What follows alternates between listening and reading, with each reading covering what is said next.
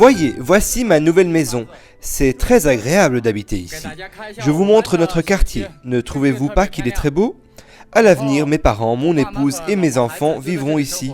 Je retournerai dans mon ancien village pour faire tourner mes affaires de tourisme et gagner de l'argent pour faire vivre ma famille. 我家的门前有条河，它的名字叫做金沙江。我家的屋后有座山，它的名字叫做大凉山。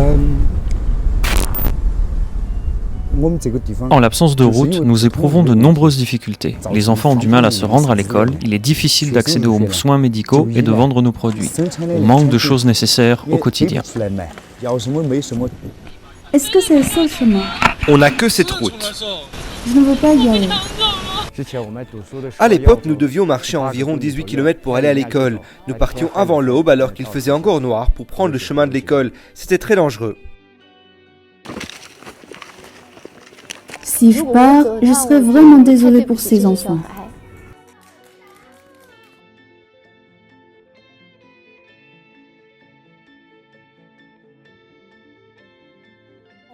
Je m'appelle Diwalo, j'ai presque 30 ans et je suis enseignante dans une école maternelle dans le village de Falaise de Daliangshan au Sichuan. On peut désormais me surnommer une demi-villageoise de Falaise. Parce que j'étais mariée au village de la Falaise, je suis venue avec curiosité voir à quoi ressemble l'endroit où mon mari a vécu. Il a dit que cet endroit est trop pauvre et qu'il ne veut pas rentrer y vivre. J'ai postulé pour devenir enseignante à l'école maternelle, puis je lui ai dit quand je suis allée à l'examen médical. À ce moment-là, il était furieux et il m'a grondé. Lorsque je suis montée, il n'y avait pas de passage, puis j'ai dû grimper à l'échelle de rodin et à mi-hauteur, j'ai eu peur de tomber.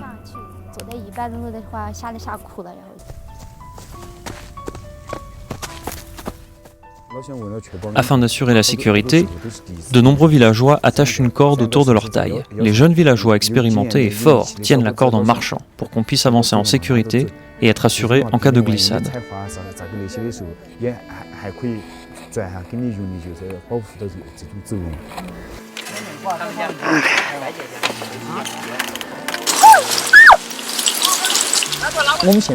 Beaucoup de choses que nous faisons maintenant doivent être prises en considération. Comment évoluer lorsqu'on ne peut pas circuler facilement? Nous voulons changer le mode actuel d'urgence.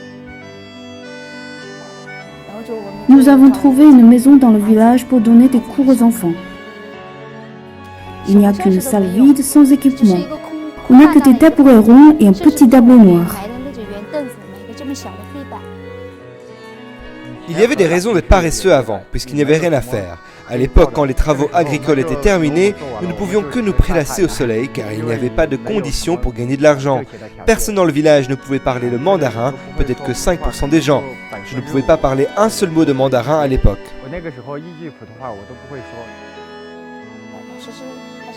Que font les maîtres? Ils n'en savaient rien.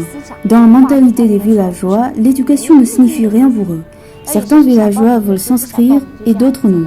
Ils sont venus ici pour une visite, puis nous devions rendre visite à chaque famille, une par une.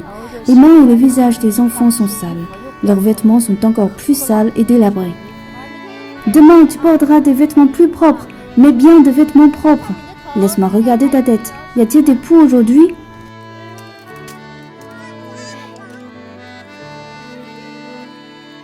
Mon enfant ne peut pas manger de maïs.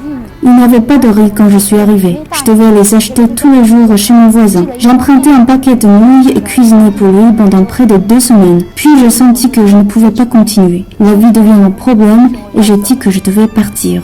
À cette époque, nos poivrons verts et noix devaient être vendus au pied de la montagne. Les gens sont venus au pied de la montagne pour les acheter. Ils pensaient que nous ne pouvions pas revenir avec ces produits. Ils ont donc maintenu nos prix très bas. Le 1er juillet 2016, j'ai été nommé secrétaire. Puis le 2 juillet, j'ai été détaché pour organiser la construction. J'ai su que l'équipe de construction ne voulait pas venir. Il y avait 2 entreprises locales qui sont venues et ont jeté l'éponge après que nous leur avons écrit l'itinéraire. Pouvons-nous remplacer cette échelle par du fer ou de l'acier? Le coût des travaux se partage par la préfecture de Liangshan et le comté de Jiaozhui, et on le fera tous ensemble. Bien que le budget d'1 million de yuan soit prêt, personne ne voulait entrer dans le village et construire la route. Après tout, c'est le danger et la difficulté de construction qui font peur aux ouvriers. Nous avons donc pris la méthode de l'autoconstruction par des villageois. Nous avons tout fait pour embaucher quelques ouvriers de Xichang en tant que chef de notre équipe.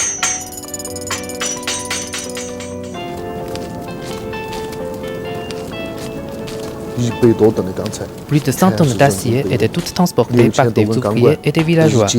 Étape par étape, de haut en bas, où l'acier est transporté, la route est construite. Je ne peux pas rester ici parce que je ne suis pas habituée à y vivre.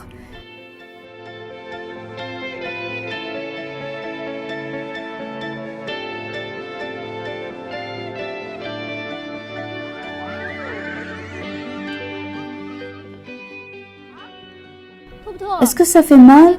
Porte des gants quand tu viens demain matin. Est-ce que tu m'as entendu? Gants, je suis partie, certains enfants m'ont dit. Maître, ne pars pas.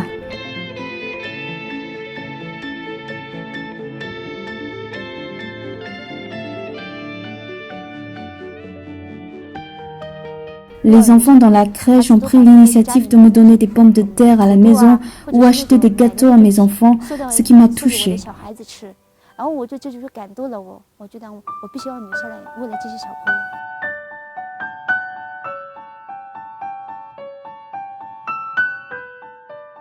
J'ai senti que je devais rester pour ces enfants. Ils m'ont touchée.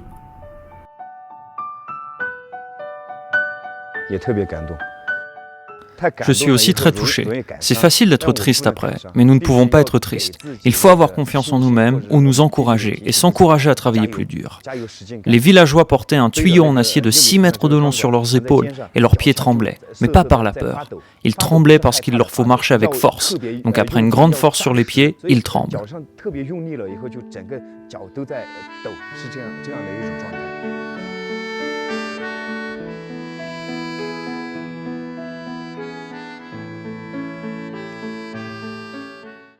Combien de kilos portez-vous sur le dos en une fois? 27 kilos. Combien de voyages faites-vous par jour? 2, une fois le matin, une fois l'après-midi. Vous avez besoin de combien de temps de marche de la vallée jusqu'à ici? 2 heures. On a marché 2 heures. Combien de temps pour arriver au sommet? 3 heures. Il reste encore 1 heure.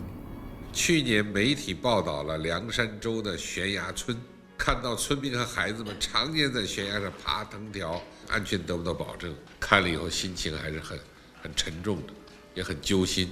前不久又看到材料说当地已经建了新的铁梯，这样心里又感觉到松了一下。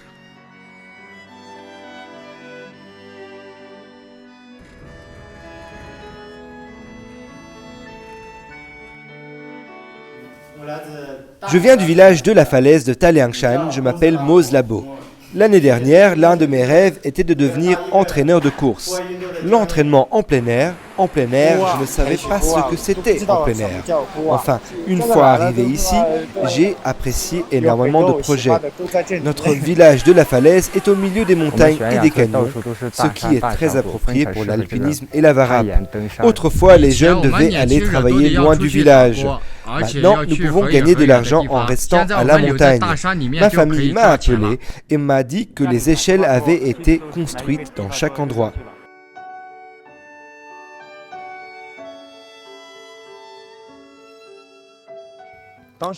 Depuis que nous avons installé cette échelle en acier, s'en est suivi l'eau, l'électricité et surtout Internet. De nombreux jeunes ont commencé à jouer sur leur téléphone portable, à utiliser les réseaux sociaux et à rencontrer des gens en ligne. Soudain, on se sent plus proche du monde extérieur. Bonjour, je m'appelle Mose Labo. Ici, tout le monde m'appelle l'homme volant sur la falaise car je suis le grimpeur de la falaise le plus rapide du village. Et je n'ai besoin que de 15 minutes pour courir du village au pied de la montagne. Les villageois peuvent maintenant sortir et des touristes peuvent également entrer.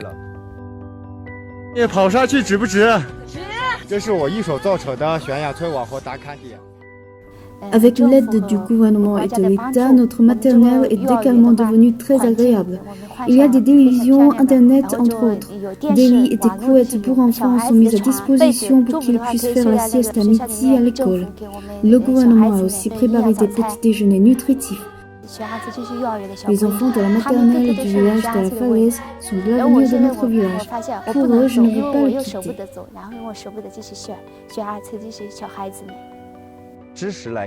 Le savoir peut changer un destin et l'éducation sortir de la pauvreté.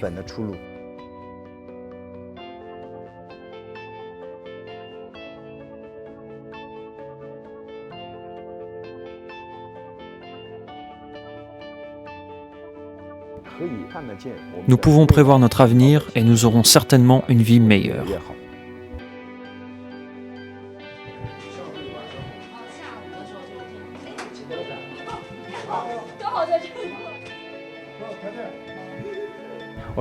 Je veux dire à tout le monde de ne plus s'inquiéter pour nous. Nous passons tous une vie aisée, pas pire que les personnes en ville.